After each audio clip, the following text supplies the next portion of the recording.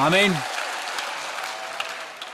आप में से कुछ लोग आप चिंतित विचारों से जूझ रहे हैं, परेशान विचार, आप डरते हैं। ऑलराइट, आने वाले कल के बारे में, मैं क्या खाऊं, मैं क्यों क्या पीऊं, मैं कैसे कपड़े पहनूं। ऑलराइट, मेरे परिवार की देखभाल कौन करेगा, अगर मेरी नौकरी चली जाए तो क्या होगा, तनावपूर्ण विचार। और आदम के पाप के बाद तनाव ने वाटिका में प्रवेश किया और परमेश्वर ने आदम से कहा, भूमि तेरे कारण शापित है।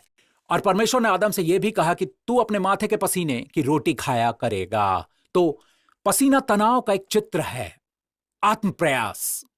अब जो अदन की वाटिका में हुआ वो दूसरी वाटिका गतसमनी में समाप्त हुआ।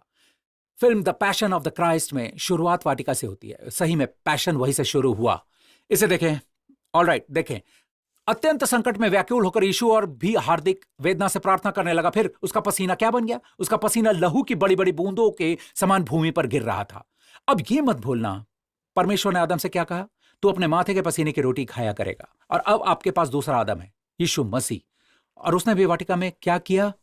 लेकिन इस समय उसका पसीना लहू बनकर बहा। अब डॉक्टर बताते हैं कि अत्यधिक दबाव में, बहुत अधिक दबाव में आपकी कोशिकाएं फट जाती हैं और आपका लहू और पसीना मिल जाता है और आपका लहू बहता है। ध्यान दें कि लहू कहां गिरा? उस भूमि जो क्या थी परमेश्वर द्वारा शापित। अब इसे देखें, यीशु के लहू के धारक गुण के कारण जिस क्षण उसका लहू पसीने के साथ मिल गया, उसने हम सभी को पसीने के शाप से, तनाव के शाप से, आत्म प्रयास के शाप से मुक्ति दिलाई। हालेलुया!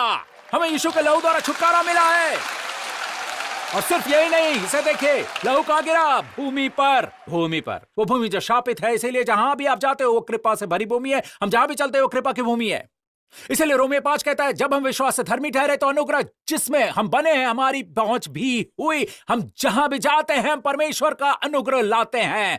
आमीन। भूमि अभी शापित हो सकती है, लेकिन जब मैं वहां कदम रखता हूं, ऑलराइट, जहां मैं कदम रखता हूं वो अनुग्रह की भूमि है। क्यों? क्योंकि यीशु का लहू भूमि पर गिरा, मेरे लिए, आपके लिए। आमीन चर्च। अब इसे देखें,